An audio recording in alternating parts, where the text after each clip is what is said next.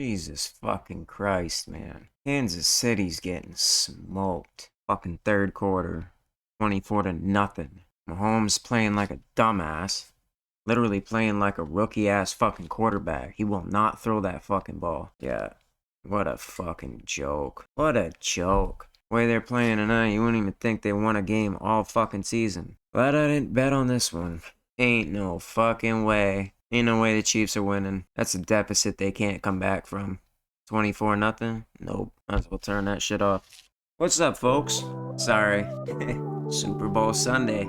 Sad one. Anyways, welcome back. Buckets Reacts. We're back for another video. And as you can probably see, we are back for the best Larry Bird revenge story ever told by Prime Larry Bird. Kind of skimmed through Prime Larry Bird's channel, and he's got a lot of good videos that we should react to. I've put a few of them on the list. Last night when best Larry Bird versus arrogant showboat story ever told was done, it went to the next video in line, which ended up being this one. And I don't know if you remember, I had said I wanted to react to this one because it looked good. It definitely looks good. I mean, it was posted a year ago, and this thing's already got like, yeah, 3.2 million views 1 year ago. So this has got to be a decent one. But yeah, figure we'll hop into this, see what it's about. I know Charles Barkley's got something to do with it. I'm sure it's got something to do with him. And you know what else is crazy? I know I'm kind of rambling, but you guys have seen me mention over and over again in these Larry Bird videos that the number 33 is everywhere. Seems like all the greats are number 33 or 23. 33 everywhere. Larry Bird, 33. Magic Johnson, 33. Even when they were in college, went 33-0 for the season. I didn't even pick that up until I rewatched one of my reactions. And the whole time that we're doing all these Larry Bird videos, I failed to mention my age. Anybody got any guesses? Any wild guesses on how old I am? I think I mentioned in one of the previous videos that I'm about to be 34 this year, which makes me 33. What a coincidence. Not really. Getting old, grays are coming in, a whole lot of fun shit. But anyways, let's just hop right into this one, folks, and see what we got. Let's check it out. Charles Barkley had a handwritten letter delivered to Bill Laimbeer before playing a game against him. And it said, "Dear Bill, f*** you. Sincerely, Charles Barkley." And as one might expect, they got into a fist fight that game. And now Barkley gets into it, and he and Laimbeer, and now there are some punches thrown.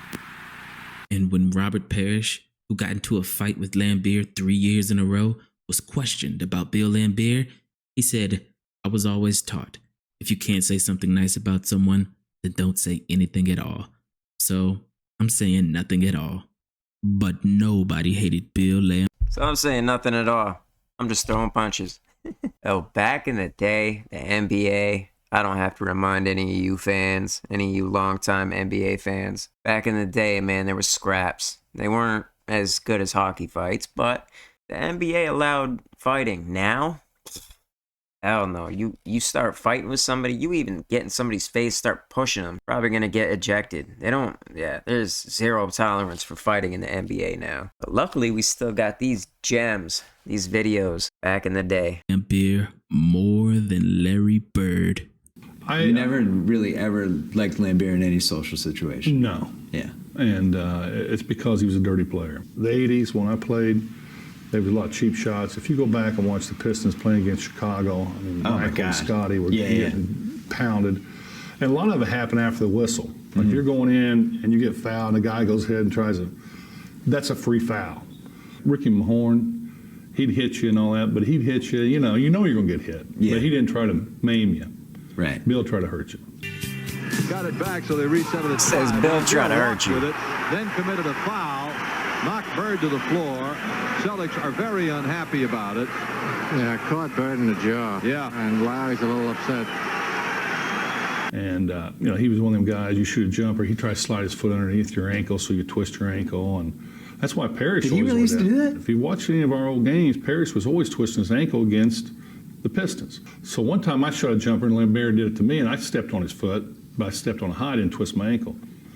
I don't know, a quarter or two later, he was shooting that jumper. I slid mine on there. That's the last time he ever did it. Really? Yeah. And when Bill Laimbeer was called the NBA's dirtiest player by Michael Jordan, Laimbeer and Jordan.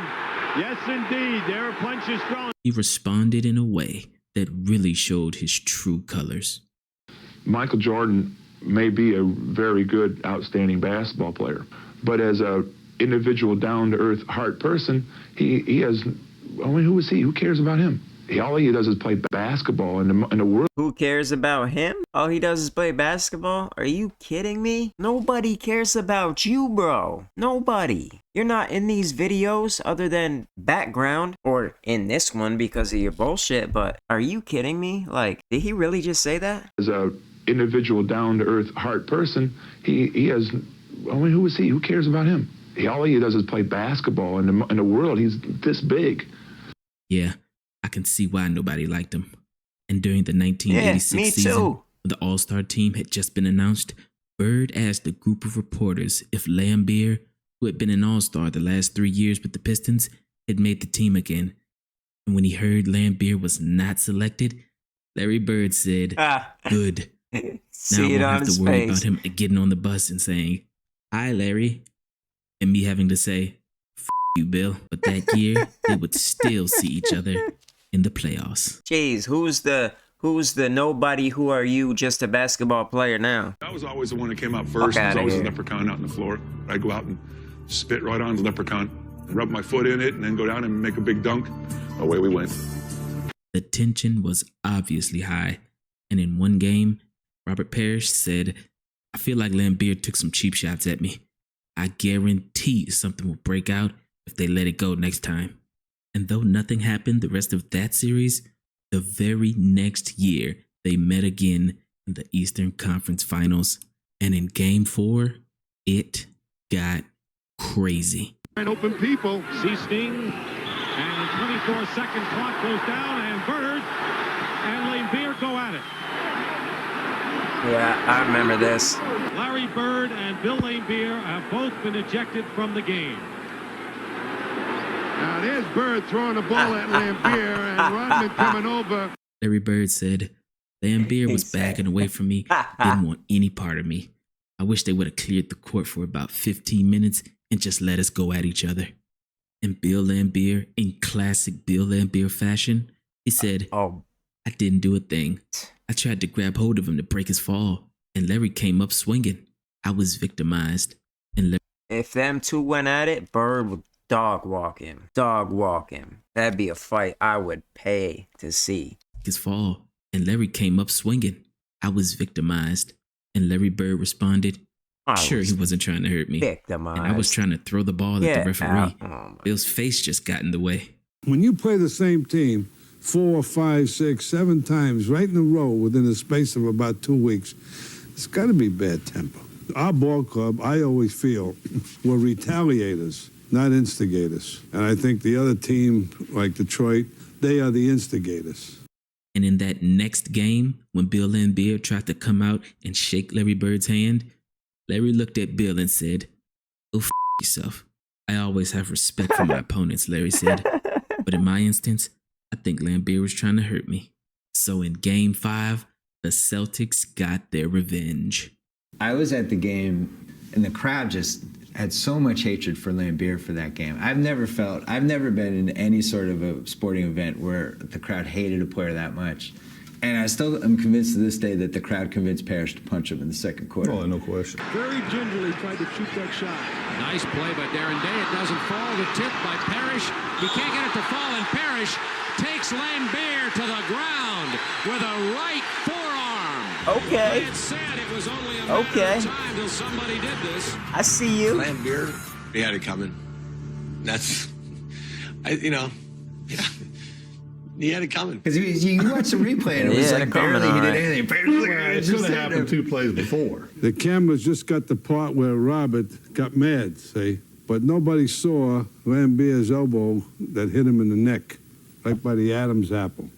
And all he did was react, because people are sick and tired of this guy with the baby face putting his hands up. It's the only thing that sucks about these videos. I mean, they're all good videos. All the old school era stuff is good videos, but the video quality is so choppy like this. I wish we could get it in 4K these days. Man, they should be able to remaster it. They do the same thing with video games. All the time, who, me?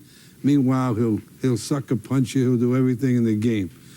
So as I said once before, it couldn't happen to a nicer guy. Yeah, I was kind of looking over my shoulder, Max. I thought I was going to get sucker punched, to be honest. You know, in the heat of the battle, you know, we exchanged a few unpleasantries, then a few elbows that passed between us, and then I just lost throwing punches. So I couldn't believe I lost my composure like that. That was the first time ever. This play epitomized 80s basketball because not only did this flurry of punches result in no ejections and no technicals, but they didn't even call a foul. They just kept playing. Larry Bird called it a good deed. But sometimes, in the words of the great Frank Sinatra, the best revenge did he just is massive pass success. to Bird off the backboard purposely? Sorry, I gotta see that again. But they didn't even call a foul. They just kept playing. Larry Bird called it a good deed. He did. Sometimes, in the words of the great Frank Sinatra, never seen that one before. The best revenge is massive success. Ooh. Because later on that game, Larry Bird made the greatest play of his entire career. We knew we had to win that game. Both teams knew that whoever won Game 5 was probably going to win the series. Casey had to play the starters almost the whole game. And so our guys were just completely worn out. There's Bird off the screen from the corner. Big basket by Larry Bird. That's a two-pointer. Detroit by 3 with 1:13, and Bird has 36. The Celtics had been to the finals in 84, 80. I'm not familiar with this, but when, obviously these videos all talk about, you know, it used to be 5 games, you know, best of 5 wins playoffs. When did it change to 7 games? Because nowadays they do 7, it's best of 7 games, best 4 out of 7. So when did that change? I'm not familiar with it. Yeah, never mind. I just looked it up. It was 2003 that they switched. With 1:13, and Bird has 36. The Celtics had been to the finals in 84, 85, 86, and now it's 87. We're all beat up. The guys that are playing are hurt. So, you know, it was just guts. It was just a guts and pride. 3:41 to go in the game. Detroit leading by 2, and that man is playing on nothing but heart. He went out with an ankle injury that would keep most people out of the game, came back in, and now he's twisted it again. Now, the Boston moment, that was a heartbreaking moment. What was heartbreaking about that moment is I had made the game-winning shot. Everybody wants to beat the Pistons. Right now, Boston is first in line in that desire. They lead by 1, 27 seconds to go. But I was on Isaiah Thomas, and he went one-on-one against me at the top of the floor. I thought I played pretty good defense, and Isaiah didn't get in the paint, and he took a jump shot, a contested jump shot, and it went in. Out on the top of the floor against Seaston. 16 seconds. Seaston right in his face. Thomas with a very big bucket. We go to the timeout. We know Bird's going to get it either on the left side or the right side. And we got the play figured out. We sent him left. About 5 of us come over there to try to block the shot. There's Bird with the ball against Mahone. He'll take it to the hoop. You can bet. He's going to try to draw a foul. It's blocked. And Seaston hit it off of a Detroit player. No. Ball goes out of bounds, and I'll never forget, everything just went in slow motion. So I run over, we look at the bench, no timeout, nothing. So I run over and I grab the ball. Detroit should have called a timeout, Brian, because they had a timeout left. They could advance the ball down to the other end of the floor. There's a shot somewhere. There's a photo that I saw. Drop it in the comments. I'm sure that they've got they had the Ultimate Larry Bird mixtape. They got the Ultimate Magic mixtape. I know they've got to have Ultimate Isaiah Thomas mixtape. Drop it in the comments if you guys would like to see me react to Isaiah Thomas Ultimate mixtape, if they have one. If they don't have an Ultimate mixtape, let me know if you'd like to see me react to Isaiah Thomas career highlights compilation or something along those lines. I probably will anyways, but I'd like to get a show of hands of who would like to see that. So I liked Isaiah Thomas. I'm sure some of y'all did too. They had a timeout left. They could advance the ball down to the other end of the floor. There's a shot somewhere. There's a photo that I saw that Chuck Daly is standing by their bench with his hands up, calling timeout. Isaiah, I remember to this day, he's standing there like this to the referee. Give me the ball, give me the ball, give me the ball. So I grabbed the ball from the referee. Laimbeer's good foul shooter. I never had taken the ball out. That wasn't my thing, right? I throw it up. Bird sneaks in. I didn't even see him. Bird was moving right when he was inbounding the pass. And when you look at it from a couple different film angles, I mean, he threw it right to him on the move. And I had my back to where he was stealing the ball. So when I turned around, I was probably more shocked than anybody in the whole stadium. See how smart Bird had the is? ball in his hands. And this is probably one of the most incredible plays that's ever happened against me and that probably I've ever witnessed. From an athletic standpoint, two people being in sync and just Bird just playing every second. And that's what the Celtics taught us, to play every second, not to play 47 and a half minutes, but to play a full 48.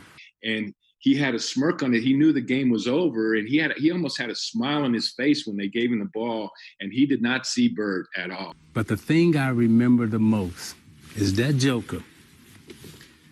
This is the out of bounds line. That Joker caught the ball, and in my mind, I'm like, okay, he going out of bounds. That dude did this, like a ballerina, right? And if you go back and you watch the play, that dude is on his toes. The baseline is right up under his toes. And in my mind, he must have stood there for about 5 seconds because everything was going in slow motion in my mind, right? And it's like, damn, how you doing that? And then DJ, out of nowhere, right? They are so in tune. They are so in sync. He catches Bird hits him. He catches the basketball, lay it up. Now there's a steal by Bird. Underneath the DJ, laid it in. Right at 1 second left. What a play by Bird. I'm walking to the huddle, and as I come back out of the huddle, right, we try to take the ball out of bounds or whatever. Larry walks by and he goes, wow. Winks at me, right? I'm like, oh. The Celtics won that series in 7 games. And when Bill Laimbeer tried to shake Larry Bird's hand again, Larry just ignored it and walked straight through it. Larry Bird said, I don't like Bill Laimbeer. Why should I shake his hand? Even Isaiah Thomas, who was Bill Laimbeer's teammate for 11 years on the Bad Boy Pistons, had this to say about him. To tell you the truth, if I didn't know Bill, I wouldn't like him either. And when the Celtics retired Larry Bird's jersey in 1993, that hatred was still there. Thank you. Of course he ain't gonna shake Bill's hand. Are you kidding me? Look at him and Magic's relationship, and he wouldn't even shake his hand before games or during games. He ain't shaking Bill's hand. Are you high?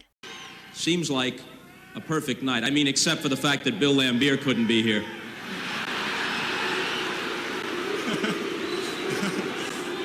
What would you tell him if he was? That's a foul right there. We would probably hang him up with my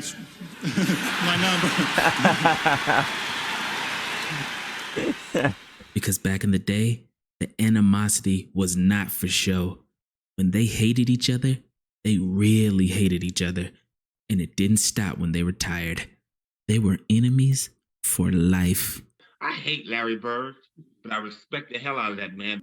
I respect Isaiah Thomas's talent. No matter how much I hate him, I respect his game. But Bill Laimbeer's hate was on another level hated because Isaiah. he didn't respect anybody, not even his own teammates. In his last Detroit Pistons practice before he retired, Laimbeer elbowed the star player Isaiah Thomas. What a lame ass dude. What a fuck. Even his last name has lame in it. I know it's pronounced Laimbeer, but start calling this dude Laimbeer. Get out of here. And broke his rib. And when Isaiah Thomas got angry, Laimbeer elbowed him again. Bill Laimbeer once said, "I don't fight, I agitate, then walk away." But this time, Isaiah Thomas didn't let him walk away. Because in retaliation, Isaiah Thomas punched Bill Laimbeer in the head, breaking his own hand, resulting in Isaiah being sidelined for 8 weeks. Like I said, I can see why nobody liked him. I don't give an inch at all on the court. I don't give anybody any respect. I think that's the major problem with a lot of other players is I don't respect their game. If they happen to get in the way, well, that's not my fault. That's their fault. I make no apologies for my game throughout my career. Whatever the general public thinks about my style of play, I really could care less. You left the bad blood on the court for the most part, but not with Laimbeer. You never really ever liked Laimbeer in any social situation. No. Yeah. And it's because he was a dirty player. Larry Bird's sitting next to you right now. Would you talk to him? Would you have a conversation with him? What would you say? I'd probably go to a different table. All right, folks. So that was it. There you have it. Best Larry Bird revenge story ever told by Prime Larry Bird. And again, if you haven't checked out Prime Larry Bird's channel, go give it a watch, because these videos that I've watched so far, I think this is number 3, they're good. He's got some good videos. Not too long, just enough to get the points across, just enough to make the Bird fans happy. I have to check out more from his channel, but yeah, I liked that one. I really thought with it starting out it was gonna be about Barkley. So I know Barkley could bark. You know, he was a shit talker himself. He talked a lot of trash. So I figured it was gonna be something to do with him, but it makes sense now. Man, I can't see how anybody could have liked this dude. And his attitude is probably the reason why he doesn't get talked about, and he's not even anywhere near the GOAT debate. He's not in the only way Bill Laimbeer shows up in any of these videos is embarrassing to him. As a person, as a player, paints him out. Every video paints him out to be a douchebag. Clearly, he doesn't give a shit. He's fine with the fact that nobody liked this dude. Probably all about the money. Some people are like that. They just don't.